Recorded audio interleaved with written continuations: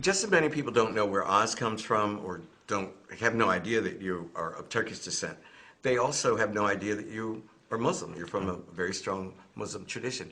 How does the Muslim religion affect your identity or sense of yourself?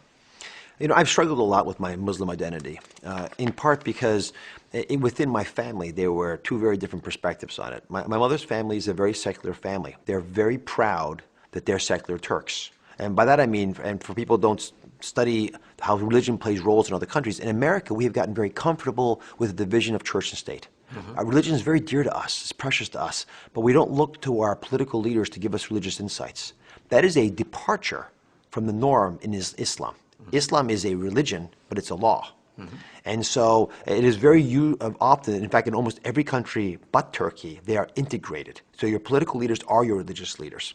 And so in Turkey, there was a separation made. It was a very painful event. The caliphate, who was the pope of the Muslims, was thrown out of Turkey. Imagine deposing the pope in order to free your country to grow, which is what Ataturk had as a vision. And so my mother's family are very strong secularists. They're religious people, but in privacy. They never flaunt it, they never talk about it. It's frankly none of your business, in their opinion, that they happen to be Muslim. In fact, they don't care what you are. And historically, Turkey, the Ottoman Empire, was all about that. If you look at the history of the Jews, for example, the fact that in 1492, when Columbus was sailing the ocean blue, the Spaniards were kicking all the Jews out, and they came to Turkey, many of them. And they lived there for hundreds of years, these ancient, beautiful cemeteries in Turkey that are all in Hebrew. I can't read any of the letters. They had a very strong culture there. They were welcomed to Turkey because Turkey, Istanbul, was a meritocracy. The country respected the ability of Jews and Christians to come and thrive in Istanbul. And that, I think, is what my mother's side of the family revered. They felt, and even the Nazis, when they were persecuting the Jews in the Second World War, they fled to Istanbul. My father, who was educated at Istanbul University in the 40s, probably got the best medical education in the world, because they had been able to collect all these spectacular physicians from Central Europe, most of whom were Jewish, to teach them for just a few years before they finally went back to their own countries or to Israel or to America. And so my mother's family was all about the ability of people with very different backgrounds to come together and have an integrated society. My father's family, a much more traditional family from the central parts of Anatolia, where religion was their core essence. It's what defined who they were. It's what gave them their morality.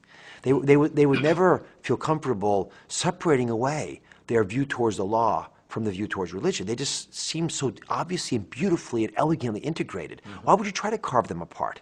And I think much of the civil unrest that's occurred in Turkey this century has been because those two factions could not agree on it. We have the same problem in America. And so as a Turk growing up in America with one parent from one side of the religious wall and one from the other side, and of course America clearly supporting the secular background, I found myself tugged more and more towards the spiritual side of the religion rather than the legal side of the religion. In my mind, religion is sort of like the playing field. It's the rules of the game. The field is 100 yards by 30 yards. You're going to have hash marks every 10 yards. Those are just the rules. The actual game, when you actually engage other human beings, that's a spiritual connection that defines my religiosity, who I am, and my relationship to God. And that is something that I have found not just in Islam.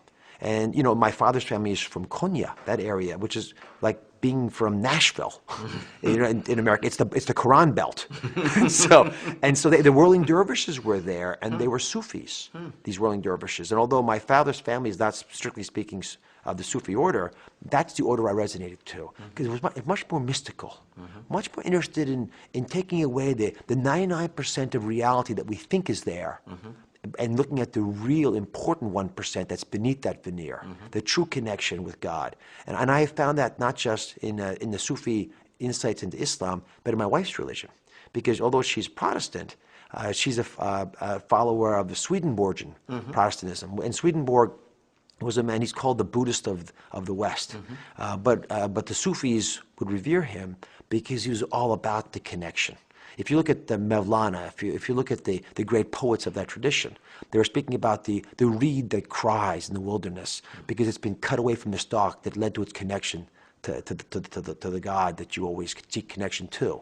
And that's my perspective on religion, and it's covered so beautifully in Sufi Islam. But when you get caught up into the religious, legal aspects of religion, it frustrates me to no end.